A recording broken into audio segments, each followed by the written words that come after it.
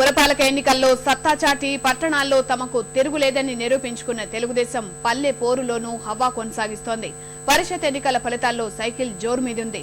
ఎంపీటీసీల్లో సమీప ప్రత్యర్థి వైకాపా కంటే మెరుగైన స్థానాలను కైవసం చేసుకుని పరిషత్ పోరులోనూ తమదే పై చేయి అని నిరూపించుకునే దిశగా ముందుకెళుతోంది.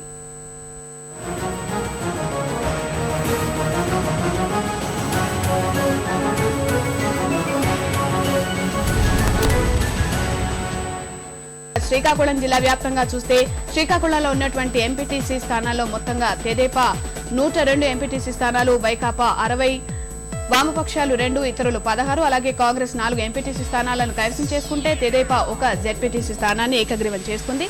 ఇక విజయనగరం జిల్లా వ్యాప్తంగా చూస్తే విజయనగరం జిల్లాలో తెదేపా 21 ఎంపీటీసీ స్థానాలు, వైకాపా 17 ఎంపీటీసీ స్థానాలు, అలాగే ఇతరులు కాంగ్రెస్ 1 ఎంపీటీసీ స్థానాన్ని కైవసం చేసుకున్నారు. విశాఖపట్నం జిల్లా వ్యాప్తంగా ఉన్నటువంటి ఫలితాలు చూస్తే విశాఖపట్నం జిల్లాలో తెదేపా 33 ఎంపీటీసీ స్థానాలు, వైకాపా 23 ఎంపీటీసీ స్థానాలు, కాంగ్రెస్ 2, వామపక్షాలు 1 ఎంపీటీసీ స్థానాలను కైవసం